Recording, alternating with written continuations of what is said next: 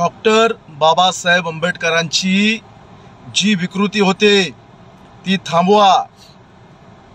तुम्ही सावरकरांच्या जीवनावरती चित्रपट तयार करता आणि त्या चित्रपटामध्ये तुम्ही डॉक्टर बाबासाहेब आंबेडकरांचं व्यक्तिरेखा साकारणारी भूमिका साकारणारी व्यक्ती एवढी फालतू दाखवता।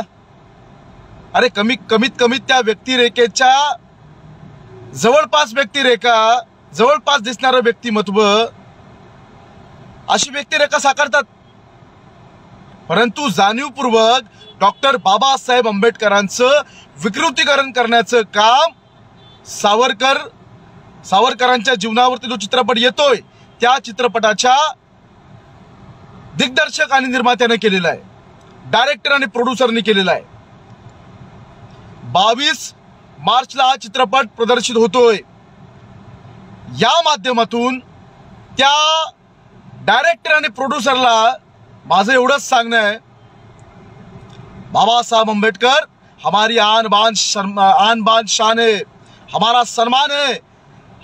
हमको जो सब कुछ मिला है वो डॉक्टर बाबा साहब आंबेडकर की देन है। पिक्चर में जो कैरेक्टर लिया है वो पहले चेंज करना। अगर बाबा साहब आंबेडकर का कैरेक्टर तुम लोगों ने चेंज किया नहीं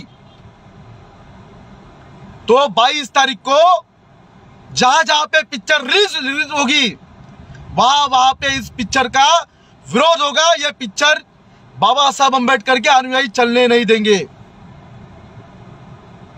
तुमच्या आईला लागला घोडा, तुमच्या हजारो वर्ष बुद्ध काळापासून तुम्ही विकृतीकरण करता। आता तुमच्या तर आईचा भोसडा तुमची विकृतीकरण सहन केलं जाणार नाही। जो कोण भडवा डायरेक्टर आणि प्रोड्युसर आहे ना, बेंचोद विकृतीकरण सहन नाही केलं जाणार। सहन करायची पण एक मर्यादा असते, ती तुम्ही मर्यादा पूर्ण ओलांडलीत। आधी ते कॅरेक्टर चेंज झाल्या पाहिजे, पिक्चर चालून देणार नाही। धमकी समजा, इशारे समजा। आई सवाडनं तुम्ही विकृतीकरण करता, तुमच्या तर आईचा फोसडा तुमच्या हे सगळं बदललं पाहिजे, सहन केलं जाणार नाही। तुमच्या आईला तुमच्या विचाराची सत्ता असली म्हणजे काय, तुम्ही काही कराल, चालू देणार नाही म्हणजे नाही। पूर्णपणे बाबासाहेब आंबेडकरांचं ते कॅरेक्टर बदलून टाका।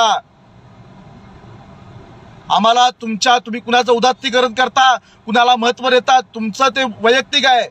आमचा चित्रपटाला विरोध अजिबात नाहीये, परंतु आमचा बाबासाहेब आंबेडकरांची ज्या व्यक्तीने व्यक्तिरेखा साकारले ती पहिले व्यक्तिरेखा तुम्ही तो कॅरेक्टर पहिले तुम्ही बदला। पिक्चर अन्यथा पिक्चर चालून देणार नाही। कुठल्याही स्तराला जावं लागलं चालेल, साम दाम दंड भेद, गांडू पिक्चर चलने नहीं देगा फिर भेंचो।